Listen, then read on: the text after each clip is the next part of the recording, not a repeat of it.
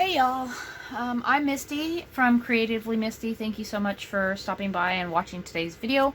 I thought it'd be fun to kind of do one of my collage techniques, and then over the next week or so I'll probably do several more of my collage techniques, so I hope you stop back by. So the first thing for this is you need whatever you're going to collage onto. My art journal is actually inside of an old magazine that I happen to have two of. I happen to love these magazines by Stampington and Company because they're super thick and the pages are really great. So they make excellent sources for art journaling. They hold the mediums and everything really well. So that's what I'm using. And I went to a page that has some really dark graphics already on it so that I can use that with my collaging. So you're also going to need a paintbrush. You can use a palette knife as well. You could also just use some kind of, old business card or one of those scrapers. You can use anything you want as long as you can get it onto the surface pretty smoothly and without a ton of liquid. So you're also going to want to use a Mod Podge. I'm using the matte. You could also use a gel medium in a matte so that you don't get all that glossy texture and everything on there. And then you're going to need scraps of paper. So these are just kind of pieces that I had already torn out before, so I'm just going to kind of use some of those to go with my page. Okay, so the first thing I'm going to do for this technique is I want a lot of the background to actually show through. That's why I chose pages with a lot of pretty background. So I'm just going to kind of go in here and put some pieces on kind of randomly, and obviously I don't want it to stay exactly the same, so I am going to cover up, pieces of it here and there. So you're just going to take a little tiny bit of Mod Podge or gel medium, whichever one you happen to be using. And you're going to put a very thin layer. You don't want it to be super, super thick because you're going to get too much moisture under there and your page will curl and do all kinds of weird stuff. So, just a little tiny thin layer.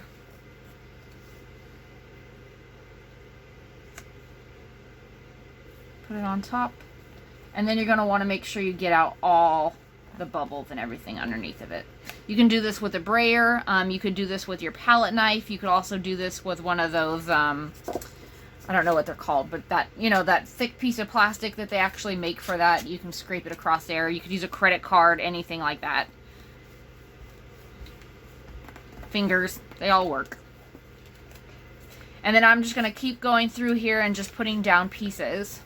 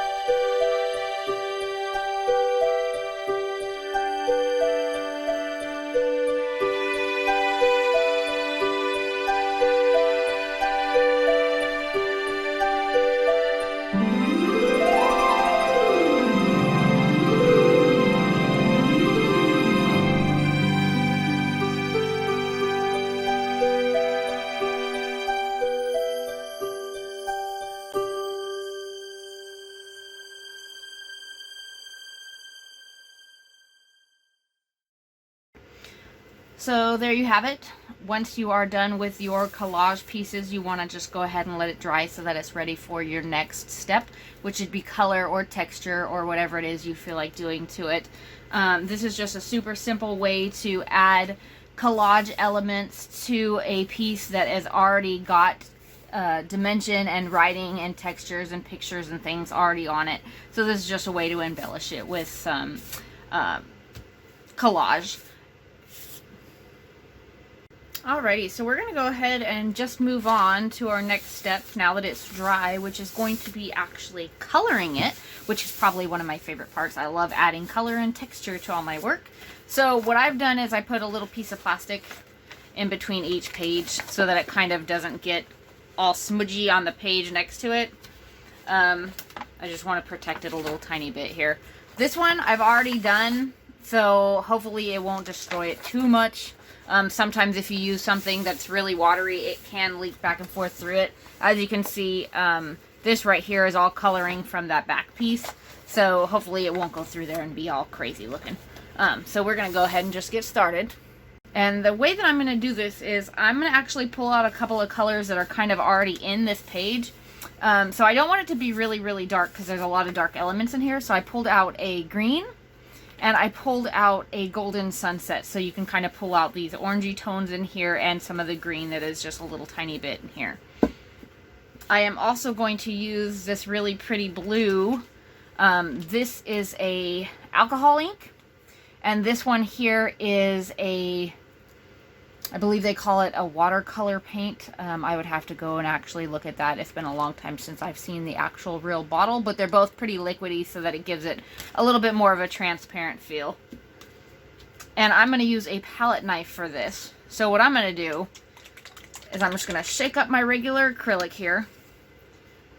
And I'm just going to go all kinds of crazy. And I'm just going to put a little bit right onto my journal. If you don't want to put it straight onto your journal, you can put it off to the side and kind of go through and pull it onto your canvas or art journal if you want. And what I'm doing is I'm just kind of scraping it along with my palette knife. And what this actually does is it kind of gives it some cool texture as it goes, because the palette knife is so hard against the surface that it's not actually keeping it in all the spots equally. So it gives it really cool looking texture and distressed looks and things like that. And the cool thing about this craft acrylic, the reason that I like using it, is because it's pretty thin, so you can actually see your layers and things behind it, which is what I love. If you use one of the really heavy body or anything like that, there's a good chance that you will lose all those patterns and things that are actually behind your new color. Okay. Alright, so I'm just going to let this color dry a tiny bit. Okay, now I'm just going to go in with a little tiny bit of my acrylic green. And I want to do a tiny bit less of this one than I did of that orange, I think. I'm just going to kind of randomly put it on here.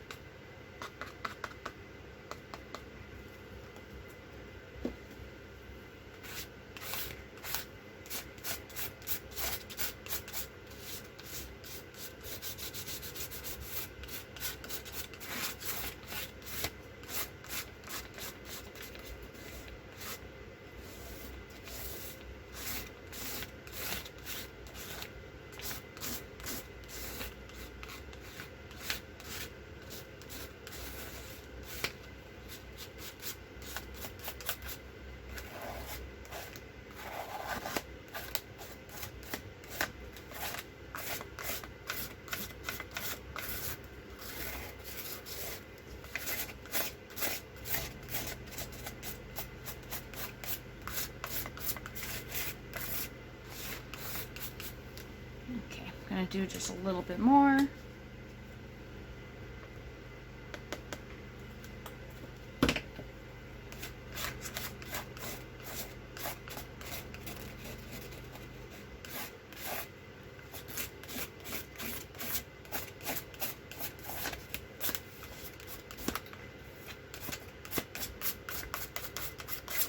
Okay, and now what I'm going to do is I'm going to let this color pattern dry completely. Now that it's all dry, what I'm going to do is I'm going to take, it's a antique parchment, so it's kind of like an ivory white color. And I'm just going to put some on here so I can lighten some of this color down. And I'm actually going to do that with my brayer. So I'm just going to put a little tiny bit onto the brayer. And the reason I'm using the brayer instead of the palette knife is just because it's going to give it a little bit of a different texture on there.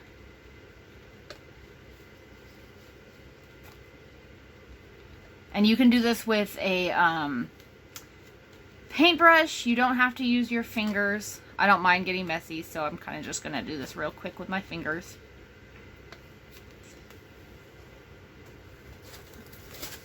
Okay, and then we're just going to take and kind of sprayer it right on over there.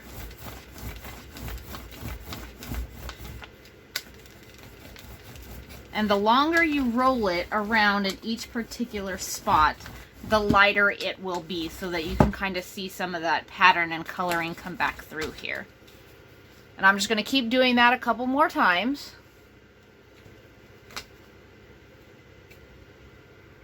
Okay, so now that it's got a little bit of that white in there to soften it up, I am going to go ahead and spray some water on it, just some normal water, because I want to pull some of this color off. It's kind of a cool way to lighten all your paints, so you can kind of get a little bit more of what's underneath of it back out.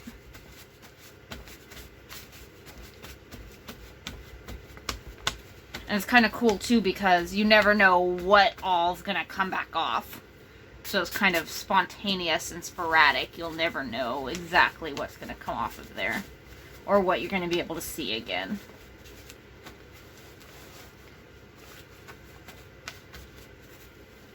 I'm going to do it a little bit over here.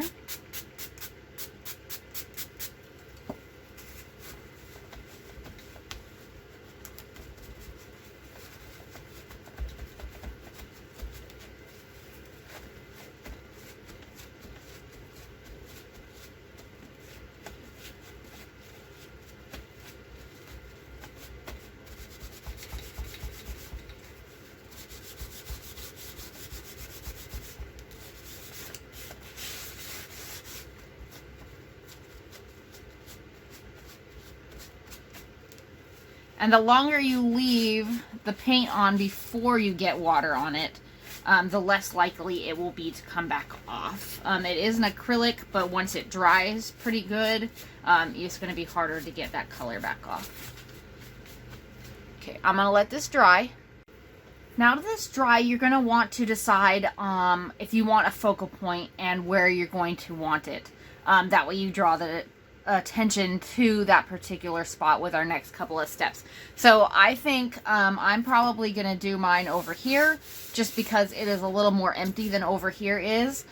So what I'm going to do is I'm going to take this tissue paper that I used for something else. It's all colored and everything. And I'm just going to use it to add a little tiny bit more texture over there in my focal point space. So what I'm doing is I'm just ripping little pieces off. And we're actually going to use it with the Mod Podge, basically just like we did with the collage pieces. So we're just going to go back, just drying off my paintbrush here real quick. Okay, so we're just going to go back in here. And we're going to put down a tiny bit of Mod Podge again, or your gel medium, whichever one you happen to be using. And then we're going to put our tissue paper on there. And I don't want it to be completely flat. See how I left these big pieces that kind of stick up? That's a texturing thing that I really want to keep on there. So that's why I'm doing it. And the good news about tissue paper, you can actually see through it. The same thing goes with a napkin. If you want to use a napkin instead of tissue paper, it does the same kind of thing. So you can actually see through it once it gets all wet. And it adds dimension. So you can see your dimensional objects and writing and things behind it. But it also, see all this cool texture and stuff that's being added to it? So that's kind of why I use this. If you have a napkin that's got some really cool pattern or something on it that you want to use as your focal point, you can put that in there as well. So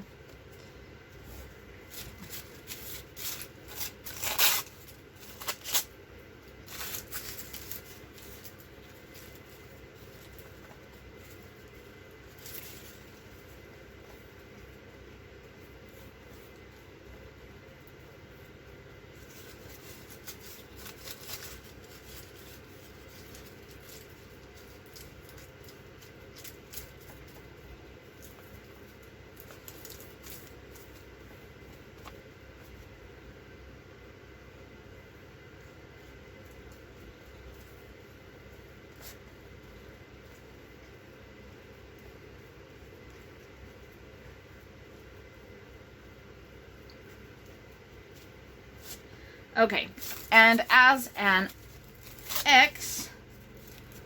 scrapbooker, I tend to use the rule of thirds quite a bit because it helps draw your eye across the entire image. So if I'm going to do something like this, I'm actually going to do it in threes, which is why it says the rule of thirds. You put 3 of the same object, color, you know, something like that, shape around the page. And it kind of, what it does is it creates a triangle effect. So now your eye is drawn kind of like this in a triangle, so that you actually go around the entire piece. You don't have to do this. This is just something that I do, like I said, from my old scrapbooking days. It was something that I learned that was really helpful to keep everybody's eye flowing around the picture. Okay, so I'm going to go ahead and let those dry for a minute.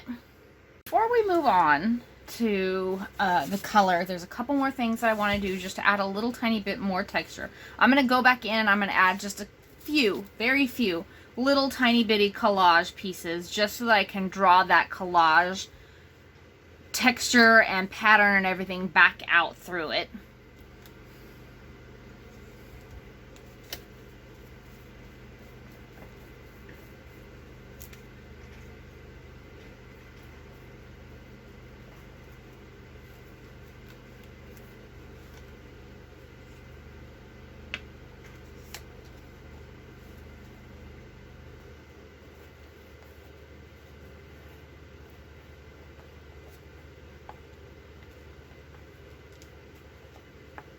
This helps to add another layer and dimension to the overall artwork piece.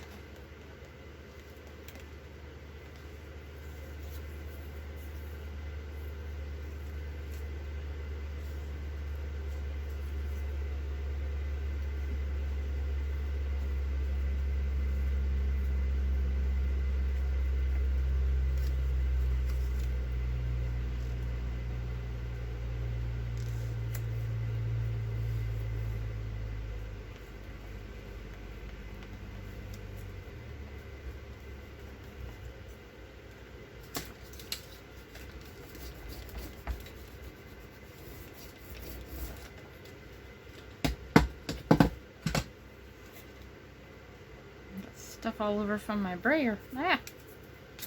Okay.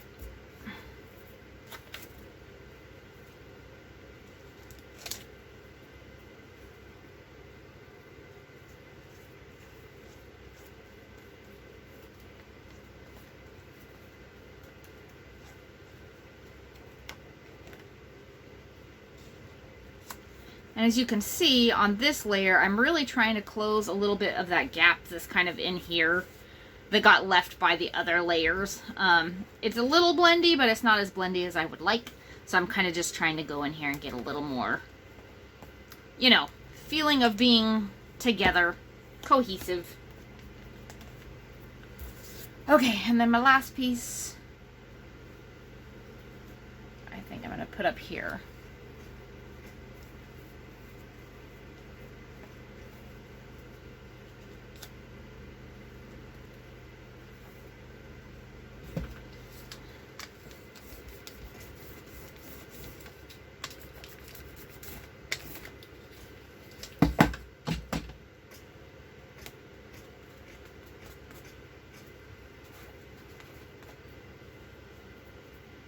Okie dokie.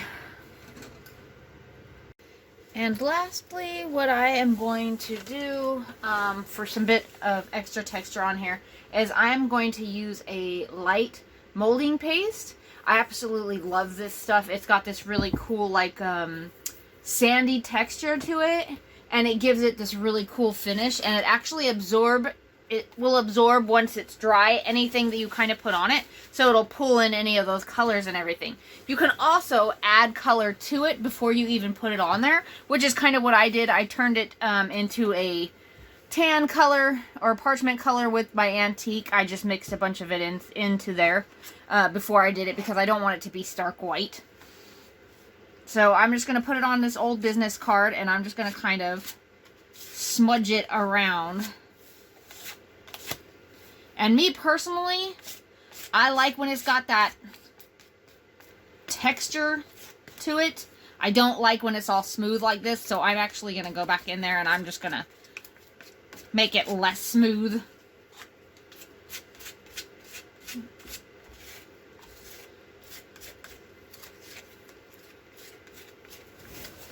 And this is a great way to add consistency to your piece. You know, you kind of blend it all together and make it look like it's one piece again.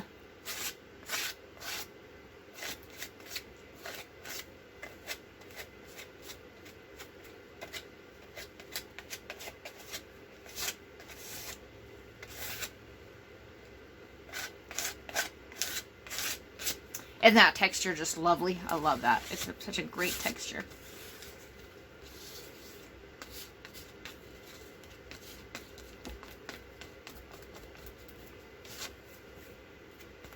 This one right here is probably my favorite. I love this spot right here.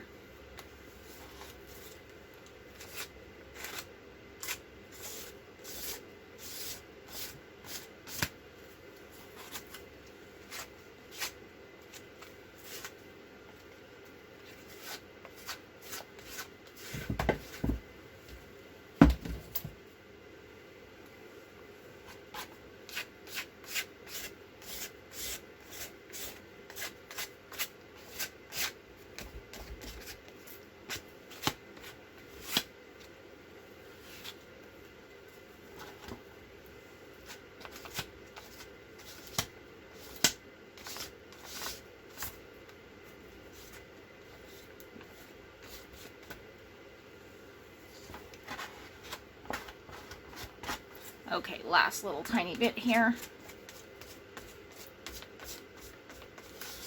Okay. Yay! Love that texture. It's so great. Now that the last layer of texture is down and dry, I'm going to go back in and I'm going to add a little bit of color pops to it just to bring it more lively and get it to look a little different than these background colors here. What I'm going to use is an alcohol ink. And then I'm going to use, this is a Folk Art watercolor gels. This is the same thing. It's just been watered down a little bit, so this is more in a sprayable form. So there's a couple different ways we can do this. And I think I'm going to use the light one first. So you just spray it on.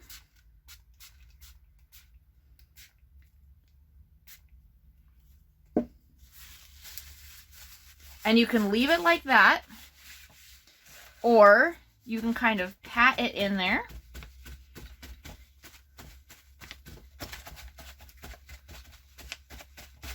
You can also go through and add a little bit of spritz of water to it and then let it run down your page. That gives it some cool texturing effects as well. So you can just kind of see it dripping down the page a little bit.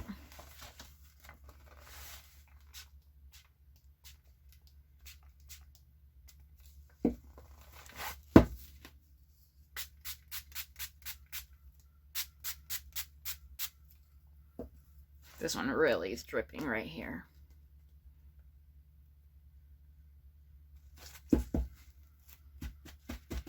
And once you get your drips in there the way you would like, if that's what you're going to do, and let it drip, or just go back through with a paper towel.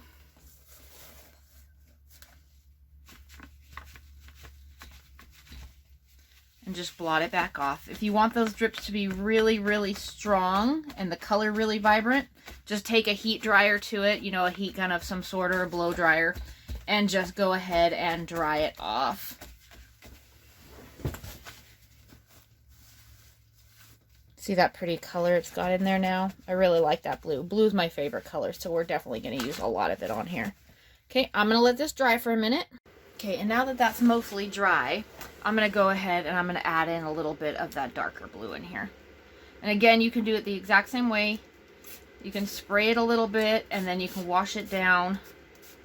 You can pat it off. You can also use this in a squeezer and just drip it down. It's entirely up to you how you want to do it.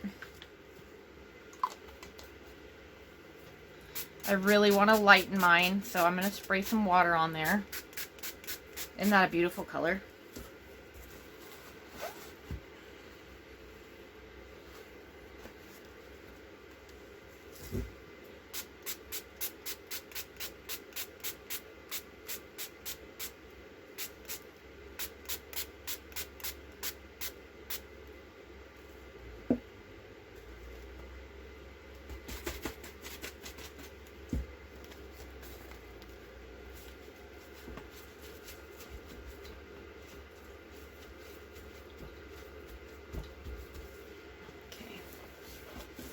Such a beautiful, vibrant color. And like I said, you can leave it that way and just dry it that way with the dark color in there. I just want mine to be a little bit lighter, so I'm just going to lighten it up. I'm just going to pick some of the color up off of it.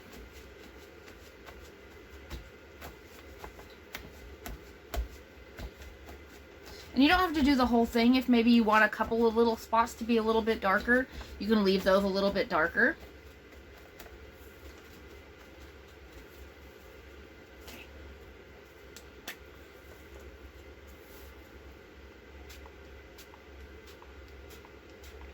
And then I'm just going to put a little bit of that lighter color back in here real quick.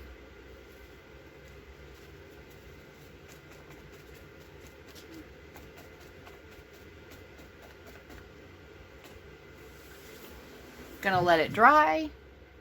Alrighty, so I want to go ahead and add in just a tiny bit more of that darker color. So what I'm actually gonna do is I'm just gonna use it straight out of the bottle. And I'm just going to kind of brush it into some of these darker spots.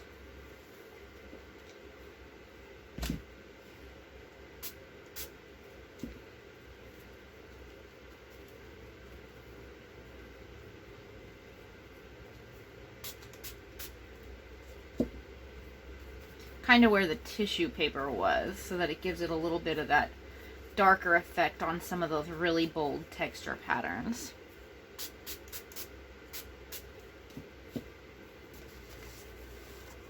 That's also where my focal point is going to be, is over here in this corner here. So I'm kind of giving it a little bit more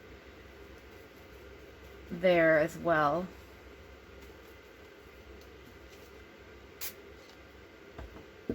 And I love when you spray it, how it kind of just spreads out a little tiny bit, which is kind of cool. You can also use kind of a damp paintbrush with this as well. It kind of makes it spread a little bit better without having to actually spray on top of it.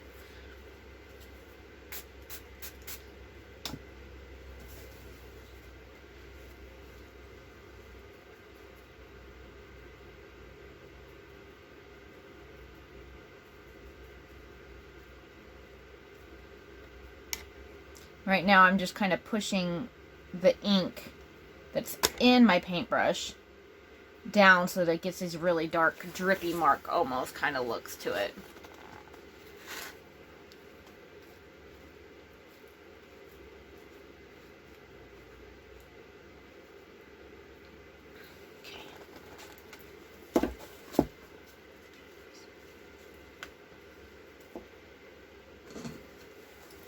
Alright, now I'm just going to let that dry again.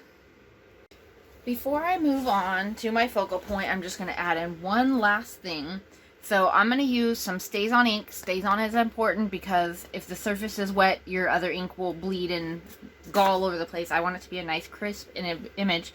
So I'm going to go ahead and use it with this honeycomb stamp. And I'm not using a block because I don't want the entire stamp to come through. I kind of want it to be a little random. So I'm just going to go through and put a few spots on it.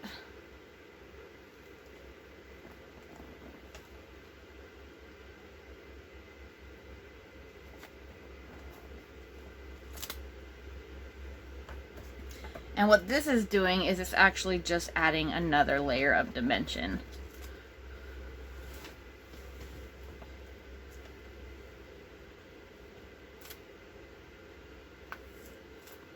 It's also pulling out some of those black colors that I have in here and these darker colors as well.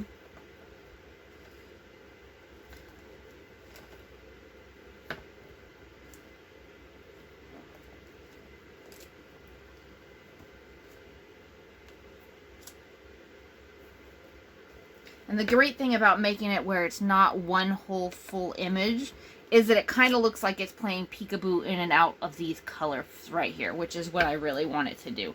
I want it to look like it's kind of floating in and out of the background.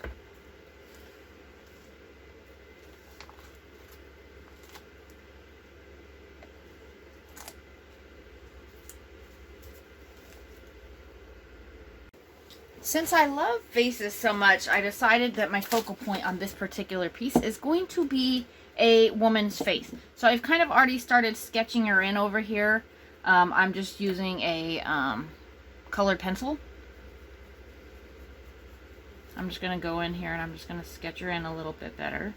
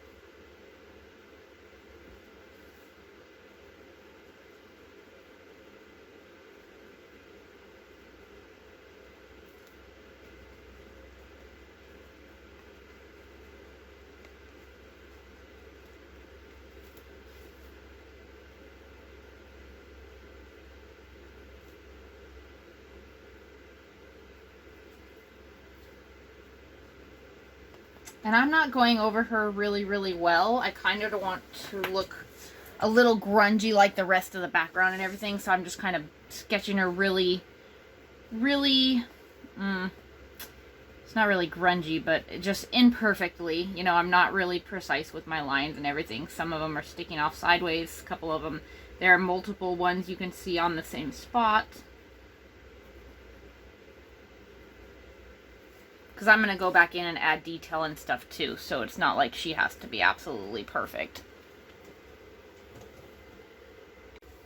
Okay, and then now what I'm going to do is I'm just going to add in some of the shading.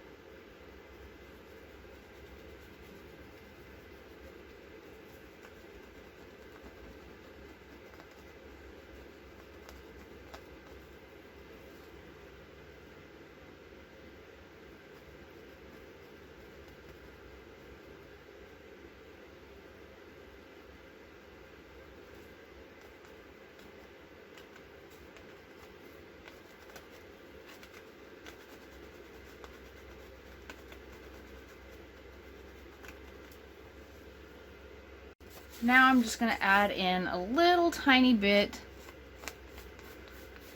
of kind of where I think I want her hair going and doing. And again, I'm not being super overly precise with my pencil strokes.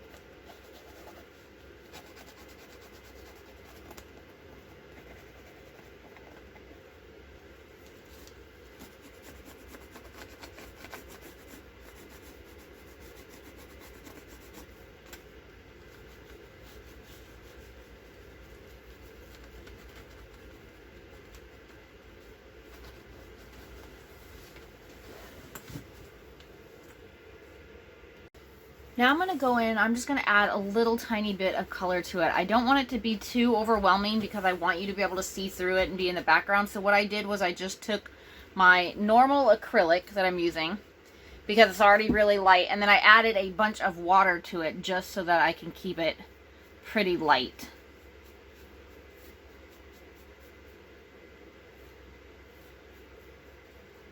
Right now I'm just going to go over a lot of these shadows.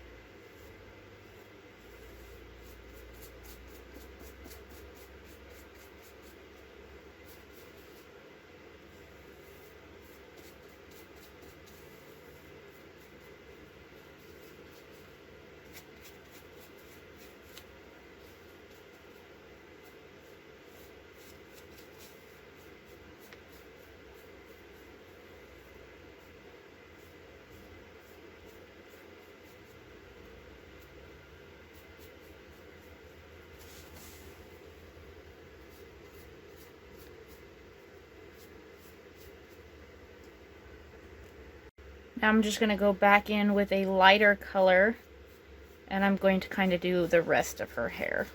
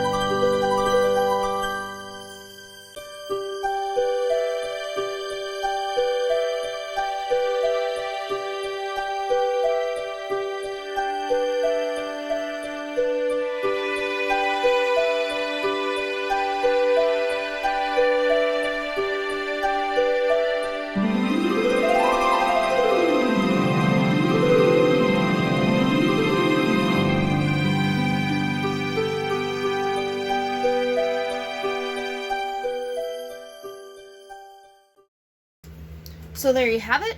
Beautiful new art journal page. Just a tip for you guys in case you happen to be going through your journal and it is a little bit too flimsy, your page for you, you don't like it, you can go ahead and glue pages together to make it a little bit thicker. This is also a good idea if you're using really thin paper, because then your book won't explode at the end. You won't have each individual page done. You'll actually, you know, use a few pages instead. So that's just a good tip to remember. I hope you enjoyed today's lesson, and I'll see you next time.